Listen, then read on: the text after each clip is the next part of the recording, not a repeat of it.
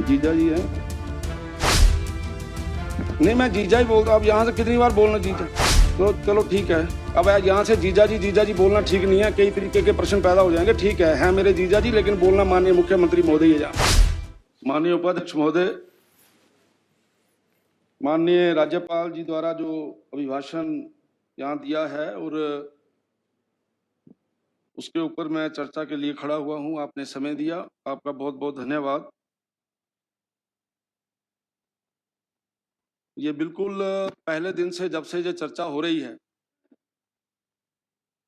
और अभी भाई सतपाल सत्ती जी ने भी बात अपनी वहीं से शुरू की, और हिमाचल प्रदेश की जनता अब आपकी सरकार का और आपके शब्दों का किस तरीके से मजाक उड़ा रही है। आपकी हर बात, आपका कोई भी स्टाइल बात करने का, बात रखने का, तो बात आपकी व्यवस्था परिवर्तन से शुरू होती है। माननीय मुख्यमंत्री महोदय के साथ अगर कोई विषय आ भी जाता है तो अपनी बात को यही कहते हैं, हाँ हाँ ये व्यवस्था परिवर्तन है। अब ये कैसा व्यवस्था परिवर्तन है, और क्या कांग्रेस पार्टी का, जब भाई सुक्खू जी का यही दृष्टिकोण है कि इस व्यवस्था परिवर्तन में आज एम्प्लॉय सड़कों के ऊपर है, आउटसोर्स के एम्प्लॉइज सड़कों के ऊपर है, JOIT धरने के ऊपर है, हिमाचल प्रदेश की महिलाएं जिन्हें हमारे परम मित्र बड़े अच्छे तरीके से समझा रहे हैं कि हमने अपनी गारंटी को चरणबद्ध तरीके से शुरू किया है। बताएंगे लोग आपको मई महीने में कि कैसे, कितने खुश हैं महिलाएं आपसे, मई में पता चलेगा उसका। और हिमाचल प्रदेश की महिलाओं में रोष है, नौजवानों में रोष है। क्या ये जो आप व्यवस्था परिवर्तन बार बार बोलते हैं, ये व्यवस्था परिवर्तन की परिभाषा इसी में है जब इस प्रकार के काम हिमाचल प्रदेश में हो रहे हैं? किसान बागवान परेशान है, स्टाफ सिलेक्शन कमीशन के द्वारा, बोर्ड के द्वारा भर्तियां बंद हैं, आपने पिछली सरकार द्वारा चलाए गए दफ्तर सभी के सभी जो है वो डी नोटिफाई कर दिए। क्या यही है आपकी व्यवस्था परिवर्तन? और यहाँ पर आदरणीय मुख्यमंत्री जी ने और कहा यहाँ पे कि हिमाचल प्रदेश को अपने पैरों पे खड़े करना है, और उसको पैरों पे खड़ा करने के लिए हम वाटर सेस लगाएंगे। और वाटर सेस के नाम पे आप लोगों ने वाटर सेस कमीशन बना दिया, और तो कोई फायदा नहीं हुआ। रिटायर लोगों को उसमें नौकरियां मिल गई। मुझे बताया जाए, मैं आदरणीय मुख्यमंत्री महोदय से जो पूछना भी चाहता हूं कि आपके उस वाटर सेस के कारण से आज SJVN का रुख देखो दूसरे प्रदेशों की तरफ हो गया है। आपके इस ये जो आपने बोला उसके ऊपर हमें बताया जाए, दफ्तर उसका जो ऑफिस किया है, बनाया है, उसकी रेनोवेशन के ऊपर आपने 2.5 करोड़ रुपया खर्च कर दिया और एक फौज वहां पे बिठा दी। लेकिन मुझे बताया जाए, जिसमें आप उसका जवाब देंगे, कि इसमें ये जो आप व्यवस्था परिवर्तन कहते हैं, जिसमें आप ये कहते हैं हम अपने पैरों पे खड़े होंगे, तो ये जो एक पर्टिकुलर ये जो मैं जो विषय ले रहा हूं, इसमें हम लोगों ने क्या तरक्की की है, हम कहां पहुंचे हैं, क्या कितना हमें इससे फायदा हुआ है और कितना हमारा खर्चा हुआ है। माननीय मुख्यमंत्री महोदय, कई बार काम करते करते ये ऐसा लगता है कि जो पिछली सरकार ने कोई नाम रखा है, इसके नाम को बदल दिया जाए। कोई बात नहीं, नाम भी बदल देना चाहिए, उसमें नहीं है, लेकिन सवाल ये है नाम बदलने के बाद उसमें काम होता है या नहीं होता है। हमारी सरकार ने, मैं कई बार सोचता हूं कि जिस समय आपकी सरकार के बारे में अगर कोई किसी फ्लैगशिप कार्यक्रम की बात करेंगे तो क्या बोलेंगे हम आपके बारे में? आपकी तो सारी की सारी चीजें पाइपलाइन में हैं। जो चीजें हमने आज से 1 साल पहले यहाँ पे सदन में पढ़ी थी, सारी की सारी चीजें दोबारा फिर वही पढ़ रहे हैं। ग्रीन एनर्जी की बात हो रही है। आप हमारी सरकार ने के बारे में अगर आदरणीय जयराम ठाकुर जी के बारे में बात होगी तो याद किया जाएगा कि आदरणीय जयराम ठाकुर जी ने अपने समय में मुख्यमंत्री स्वावलंबन योजना चलाई, जिसके कारण से बेरोजगारों को रोजगार मिला।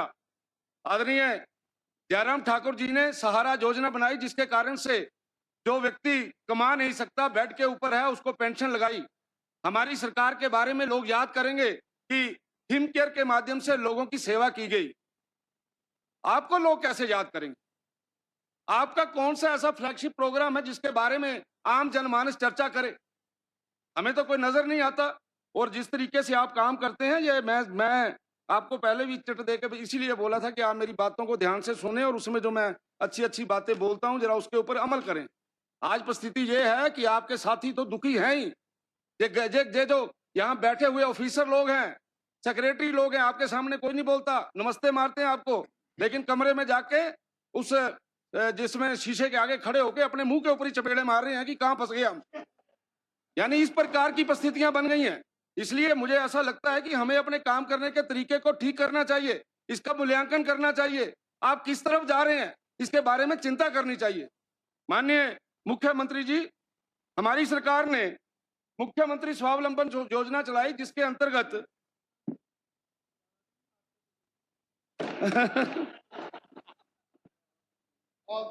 मुख्यमंत्री स्वावलंबन योजना में मैं इसलिए बोल रहा हूं कि माननीय मुख्यमंत्री महोदय इन चीजों के ऊपर ध्यान दीजिए।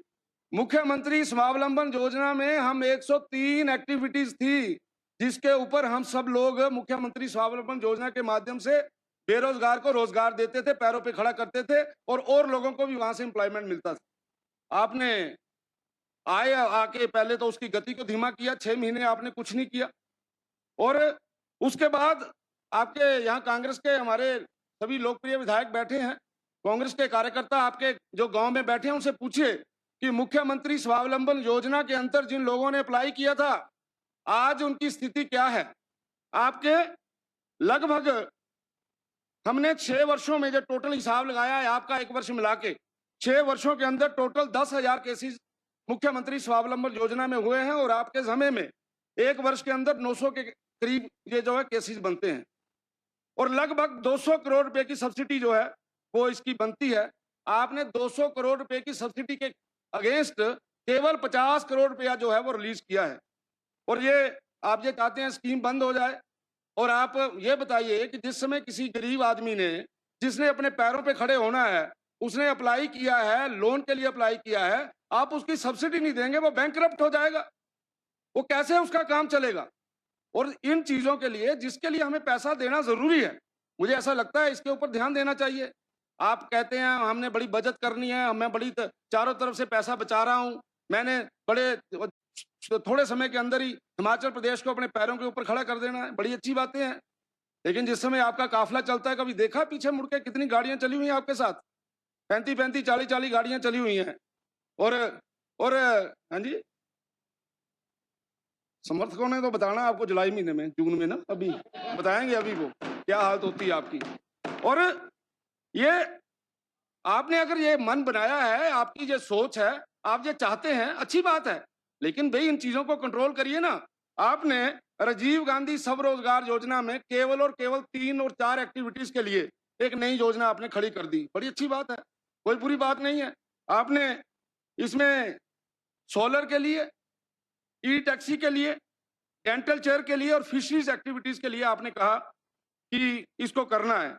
आप मुझे जिस समय आप इसका जवाब देंगे, मेरा कृपया निवेदन है, ये मुझे जरूर बताएं कि इस योजना को कौन चला रहा है, क्या इस योजना का एसओपी बना है?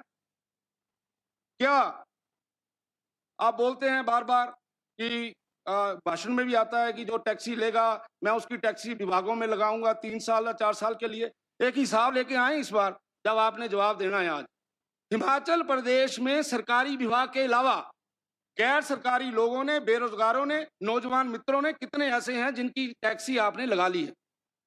और एक ऐसी स्कीम है जिसमें आपने बहुत बड़ी सब्सिडी दी है, कितने लोगों को आपने सब्सिडी दी है। मैं चाहूंगा कि आज आपके जवाब में जरूर बात आए, तो उसमें सरकारी की बात मत करिए, एचआरटीसी का हिसाब लेके मत आइए। गरीब आदमी का, नौजवान आदमी का, जिसने अप्लाई किया है, जिसने टैक्सी ली है, उसमें हिमाचल प्रदेश की जो सरकार है उसका क्या कंट्रीब्यूशन है, मैं चाहता हूं कि आज आपके जवाब में आएगा तो ये अच्छी बात रहेगी। माननीय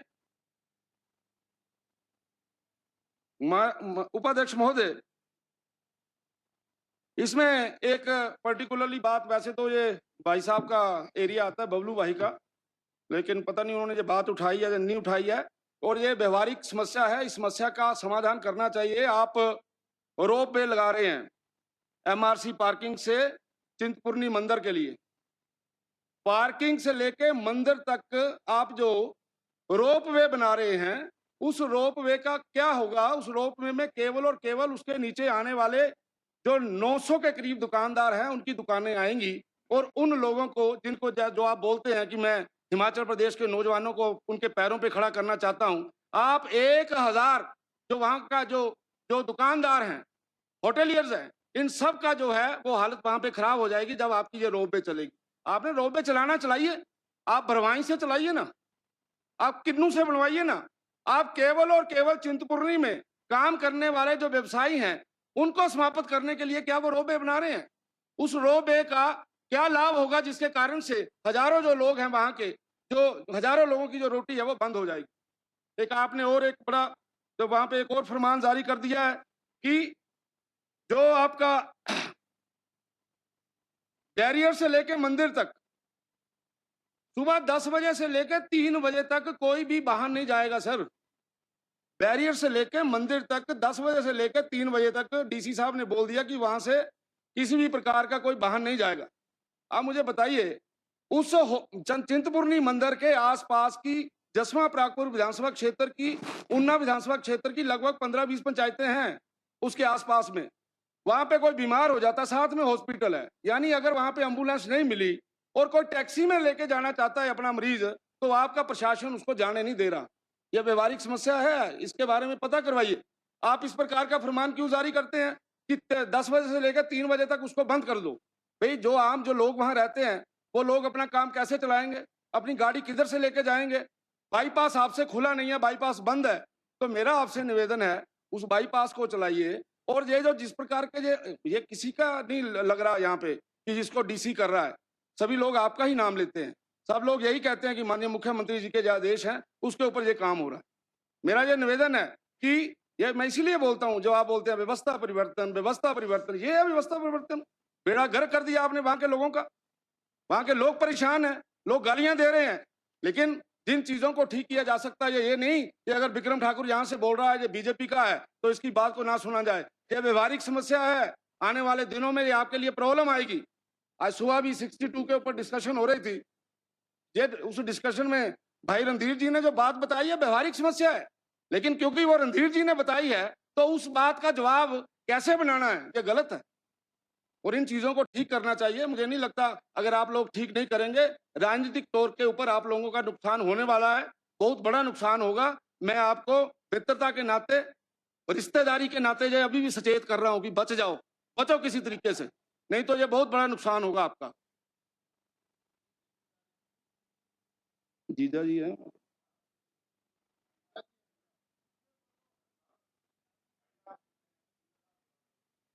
नहीं मैं जीजा ही बोलता हूं, अब यहाँ से कितनी बार बोलना जीजा? चलो चलो ठीक है, अब यहाँ से जीजा जी बोलना ठीक नहीं है, कई तरीके के प्रश्न पैदा हो जाएंगे। ठीक है मेरे जीजा जी, लेकिन बोलना माननीय मुख्यमंत्री महोदय है जहाँ पे। ठीक है जी, आपने इंडस्ट्री एरिया के विषय में बात की है। इंडस्ट्रियल एरियाज जिला सोलन में, कुल्लू में, ऊना में, हमीरपुर में, बिलासपुर में आपने जो इंडस्ट्रियल एरिया खोल रहे हैं उसके ऊपर भाई सतपाल जी ने भी कुछ बोला है, लेकिन इसमें से 4 जगह के इंडस्ट्रियल एरिया तो उस समय के हैं जिस समय मैं इंडस्ट्री मिनिस्टर था। ये उस आपके समय में तो केवल 2 जो है वो नई बात की गई है, जिसमें मेरा ख्याल एक बिलासपुर का आता है और एक हमीरपुर का आता है। और अब आप ये बताइए कि आप नए इंडस्ट्रियल एरिया खोल रहे हैं, लेकिन आप ये इंडस्ट्रियल जो एरियाज हैं उनकी इंफ्रास्ट्रक्चर डेवलपमेंट के लिए आप कर क्या रहे हैं? हमारे समय में उसकी इंडस्ट्रियल इंफ्रास्ट्रक्चर डेवलपमेंट के लिए 50 करोड़ रुपए से लेकर 100 करोड़ रुपए तक हम रखते थे। आप कितना दे रहे हैं? 5 करोड़। आप मुझे बताइए 5 करोड़ के अंदर आप कौन सी इंडस्ट्रियल एरिया का इंफ्रास्ट्रक्चर डेवलपमेंट करेंगे? इसलिए ये जो इस प्रकार के जो आपके डिसीजन हैं इनको रिव्यू करना चाहिए, और जो आपको अच्छे अच्छे ऑफिसर को अच्छी सलाह देती है उसको मानिए। ये जो आप कर रहे हैं इसके कारण से ना तो इंडस्ट्रियल एरिया डेवलप होगा, ना आपके पास कोई आएगा, और आपके पास कोई क्यों नहीं आएगा उसके बारे में भी मैं चर्चा करना चाहता हूं। माननीय 14 मिनट हुए हैं, सभी को आपने 20 मिनट दिए हैं, आप बीच में किसको मत लाइए काइंडली। मैं उसके बाद नहीं बोलूंगा, पूरा टाइम मुझे पता है कितना बोलना है। बोलने वाले बहुत है और माननीय और- मुख्यमंत्री जी ने रिप्लाई भी करना 4 बजे। और समझ वो आपने किया भी है, आपने वो जो ट्रांसपोर्ट का एक फैसला लिया है उसको वापस किया है, अच्छी बात है।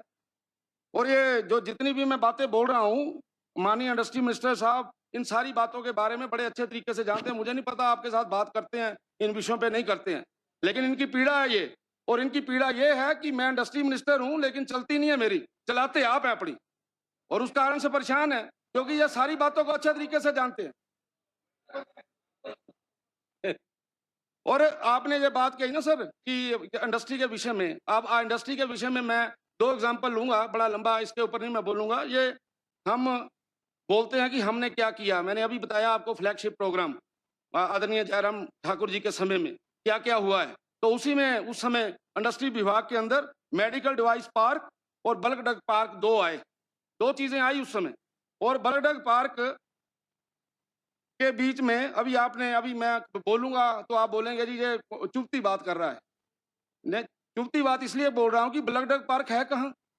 करौली में। करौली का राजा कौन है? आपके डिप्टी सीएम। तो वो डिप्टी सीएम अब उसके बीच का कारण क्या है वो आप बताएंगे, आप बोलेंगे आप बोल रहा है। अभी मेरे को बात तो पूरी करने दो अभी, और मैं क्लैरिटी तो करूंगा जब मैंने प्रश्न ही नहीं किया अभी तक, प्रश्न तो करने दो मुझे। ये अब ये नहीं, मैं ये बोल रहा हूं कि ये उनके वहां पे हमने ब्लड ड्रग पार्क दिया और उस समय ये हो गया, और उस ब्लड ड्रग पार्क के ऊपर 225 करोड़ रुपया हमने सेंटर से लिया और 38 करोड़ रुपया जो है वो स्टेट ने दिया सर। लेकिन क्या मैं ये झूठ बोल रहा हूं या सच बोल रहा हूं कि उस पार्क को चलाने के लिए अभी तक कोई भी एजेंसी जो है उसको आप नहीं फाइनल नहीं कर पाए अभी तक। और उसके बाद आप क्या चाह रहे हैं, माननीय मुख्यमंत्री क्या चाह रहे हैं? आप नहीं चाह रहे, मुझे पता, आपको पता है सारी बात का जो मैं बोल रहा हूं। माननीय मुख्यमंत्री क्या चाह रहे हैं? मुख्यमंत्री चाह रहे हैं नहीं कोई एजेंसी नहीं लेनी, हम अपने आप करेंगे। भाई ना आपके पास पैसा है ना आपके पास ज्ञान है, करना क्या आपने? आपके पास दोनों चीजें नहीं है। और जिस समय कहीं पर भी इतना बड़ा प्रोजेक्ट आता है उसके लिए एजेंसी हायर करनी पड़ती है, उसके लिए एजेंसी कोई ना कोई आती है। मुझे दुख से कहना पड़ रहा है 1 साल 4 महीने हो गए और इस पर्टिकुलर जो आपका प्रोजेक्ट है आदरणीय मोदी जी ने इसका शिलान्यास किया है और इतना बड़ा पैसा दिया हुआ है और वहां पर आपने अभी तक 1 पैसे का काम नहीं किया। क्या मैं सच बोल रहा हूं या झूठ बोल रहा हूं? क्या ये काम इसलिए नहीं किया जा रहा कि वो जो एरिया है वो डिप्टी सीएम का है? क्या ये कारण है? या क्या आप ये चाहते हैं कि जिला उन्ना के अंदर इतनी बड़ी जो इंडस्ट्री गई है, इतना बड़ा जो काम होना चाहिए था उसको लेट क्यों किया जा रहा है? इसके बारे में भी माननीय सुक्खू जी से निवेदन करूंगा कि कृपा करके इसके बारे में सही बात का जवाब दें। और मेरा बाकी इनको जो फीडबैक दे रहे हैं उनसे भी मेरा निवेदन है कि जो फीडबैक दे रहे हैं जो माननीय जो अपने ऑफिसर साहबान है ठीक फीडबैक दें, गलत फीडबैक मत दें। विक्रम जी, हाँ जी, 1 मिनट क्लेरिफिकेशन। इस सदन के माध्यम से एक बात मैं बता देता हूँ, आपकी बातें बहुत अच्छी हैं लेकिन आएगा यहाँ कोई नहीं, ये बात मेरी याद रखना। और मुझे ऐसा लगता है इसी प्रकार की आपकी सोच, इसी प्रकार की आपकी स्पीड रहेगी, ब्लड ड्रग पार्क आपके हाथ से निकल ना जाए, ये ध्यान रखिए आप इन बातों का। सारी चीज़ों हाँ सुनिए, मैं मुफ्त में जगह नहीं है, पूरे हिंदुस्तान के अंदर केवल 3 ब्लड ड्रग पार्क मिले हैं और ये 3 ब्लड ड्रग पार्कों में से एक पार्क का हिमाचल प्रदेश को मिला है। आप कह रहे हैं कंपटीशन हुआ है वहां पे, कंपटीशन के अंदर हमारी कंडीशन जो है वो ठीक थी इसलिए हमें मिला। अब आपको अगर लगता है कि ये सारी चीजें गलत है तो लिख के दे दो ना, करो कैंसिल इसको।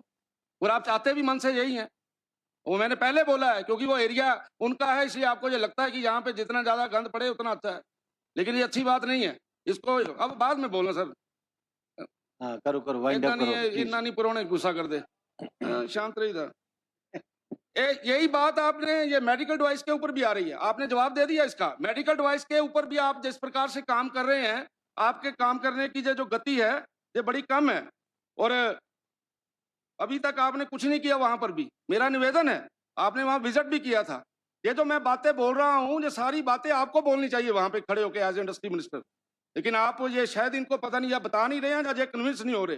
लेकिन एक बात बड़ी क्लियर है, अगर आप लोगों को अट्रैक्ट नहीं करेंगे आपके पास कोई नहीं आएगा। अगर आपको ये लगता है कि आप जिस प्रकार से सोचते हैं, ये लालों वाली बात थोड़ा है कि आप लाले की तरह व्यवहार करेंगे। सरकारें लाले के व्यवहार से नहीं चलती। जो सरकारें जो चलती हैं अगर किसी एरिया की डेवलपमेंट करनी है, कोई एरिया आगे बढ़ाना है, कहीं का इंफ्रास्ट्रक्चर डेवलपमेंट करनी है, कंपटीशन का जमाना है, वहां पे आपको खड़ा होना पड़ेगा कि भैया मैं ये चीज दूंगा तब आएगा कोई ना कोई। इसलिए मुझे ऐसा लगता है जिस प्रकार की इनकी ये सोच है इंडस्ट्री के बारे में, तो मैं बड़े क्लियर कट मन से बोल रहा हूँ, 1 साल 3 महीने के अंदर आप लोग 10 वर्ष पीछे चले गए इस सारे मामले के अंदर। और अगर इसी प्रकार की संकीर्ण मानसिकता के साथ माननीय मुख्यमंत्री जी सोचेंगे तो मुझे नहीं लगता कि हिमाचल प्रदेश का कोई भला होने वाला है। आप कभी ऐसा फैसला लेते हो, आप कभी क्रशर बंद कर देते हो, अभी कभी आप ये फैसला लेते हो, जो मैं देखता हूँ आपकी जो डिस्कशन होती है उसमें यही लगता है कि ये लाले की दुकान है। लाले की दुकान नहीं चलती, आप मुख्यमंत्री हैं स्टेट के लिए आपको सोचना पड़ेगा कि यहाँ पर कैसे कोई आएगा। इसी तरीके से इसको जैसा पढ़ा है सभी ने बोला है, सारी की सारी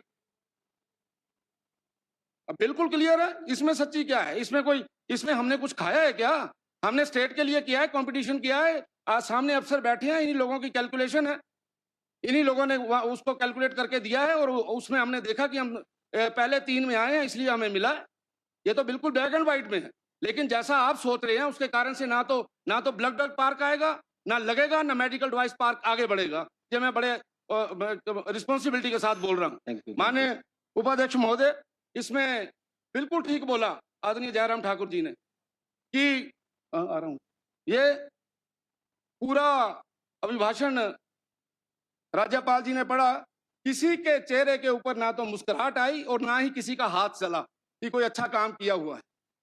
आप लोगों की इतनी बुरी हालत है, ये आप सब लोगों की जो चेहरे हैं और आप लोगों की जो एक्टिविटी है बताती है कि ये जो अभिभाषण है, जो लिखा है, जो इतना नीरस है और आने वाले दिनों में आपके ऊपर इतना बड़ा पंगा होने वाला है, आपकी हालत क्या होने वाली है अगले चुनावों में। इसलिए आपसे ना तो हाथ बजा, ना ही आपके चेहरे के ऊपर हंसी आई। और ये इसके बीच में जो भी चीज पढ़िए, कोई भी पेज निकाल लीजिए, हर पेज के ऊपर आपने केंद्र सरकार के सहारे के साथ पेज लिखा है। आपके पास अपना कुछ नहीं है और आप जो कुछ भी कर रहे हैं वो केंद्र सरकार के सहारे पे कर रहे हैं। मैंने और यहाँ पे आज प्रश्न लगा हुआ था, केवल 2 मिनट में बात खत्म करूंगा जी। एक ये जो प्रश्न लगा हुआ है माननीय मुख्यमंत्री महोदय, इसकी तरफ भी ध्यान दें। आज प्रश्न संख्या 1323, उसी तरीके से प्रश्न संख्या 1303 और आपने इसका जो जवाब दिया है 32,109 एक जगह की फिगर है कनेक्शंस की और दूसरी जगह की फिगर है 42,177। तो ये किसने बनाई है, किस अफसर ने बनाई है, जरा ध्यान दें। अगर इस प्रकार की इंफॉर्मेशन आप देंगे, मैं आपको लिख के दे दूंगा, अगर आपको याद नहीं रहेगा। एक ही तरह के प्रश्न के उत्तर में 2 अलग-अलग आपके जो है वो जानकारियां आई हैं जो कि बिल्कुल गलत है। इसको गुमराह करने की बात कही गई है। लास्ट विषय मनरेगा के बारे में यहाँ पर आदरणीय पटेल जी बड़ा अच्छे तरीके से बोल रहे थे कि मनरेगा हम लाए, जैसे बहुत बड़ा पहाड़ लेके आ गए आप मनरेगा। आपको पता है कि आज की तारीख में आपकी सरकार में मनरेगा में काम करने वाला भाई बहन, उनको किसी भी प्रकार का कोई लाभ नहीं मिलता उनके बच्चों की शादियों के लिए, उनके बच्चों की पढ़ाई के लिए, उनकी बीमारी के लिए, जो कि पिछली सरकार के समय तक मिलता था। आज बिल्कुल बंद है।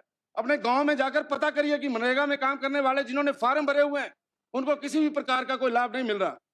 इन सारी बातों की चिंता करिए। अगर केंद्र सरकार ने देना है तो वहां केस प्लीड करिए ना, कि केंद्र सरकार ने देना तो केस प्लीड करिए। इसलिए जब पूरे का पूरा जो आपका भाषण है, जब पूरे का पूरा राज्यपाल जी के द्वारा जो बुलाया गया है उनसे बिल्कुल झूठ बुलाया गया है, उनको गलत तथ्यों के साथ यहाँ पे किया गया है। ये बिल्कुल नीरस था और मैं इसका समर्थन करने में समर्थ हूँ। आपने समय दिया, आपका बहुत बहुत धन्यवाद। अब इस